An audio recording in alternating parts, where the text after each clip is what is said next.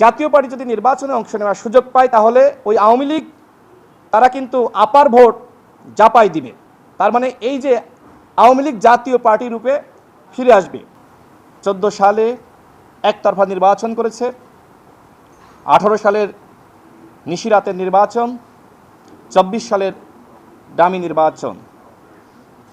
ইতোমধ্যে সরকারের পক্ষ থেকে আওয়ামী লীগের সাংগঠনিক কার্যক্রম নিষিদ্ধ ঘোষণা করা হয়েছে।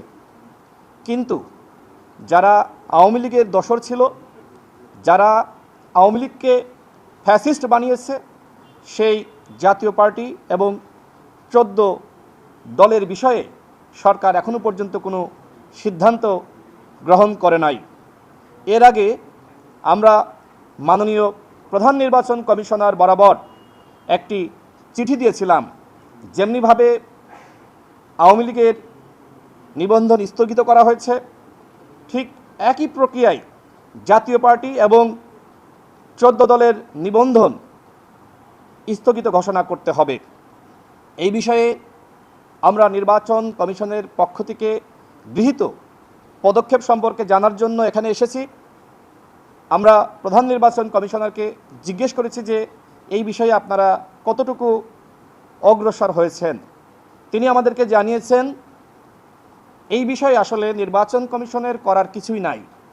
যেমনিভাবে সরকার আওয়ামী লীগকে নিষিদ্ধ ঘোষণা করেছে, ঠিক একইভাবে যদি সরকারের পক্ষ থেকে জাতীয় পার্টি এবং 14 দলকে নিষিদ্ধ ঘোষণা করা হয়, এর পরবর্তীতে নির্বাচন কমিশনের পক্ষ থেকে পদক্ষেপ গ্রহণ করা হবে।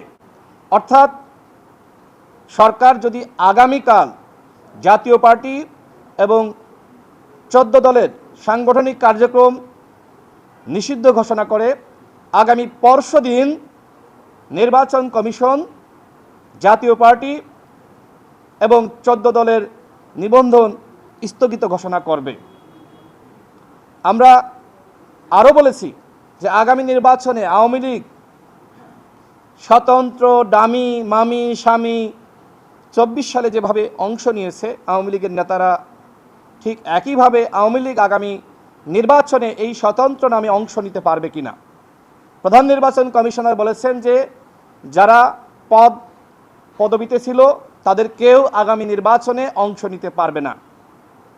এই ব্যাপারে তারা একমত। জাতীয় পার্টি যদি নির্বাচনে অংশ নেওয়ার সুযোগ পায় তাহলে ওই আওয়ামী লীগ তারা কিন্তু আপার ভোট জাপাই দিবে। তার মানে এই যে আওয়ামী লীগ জাতীয় পার্টি রূপে ফিরে আসবে।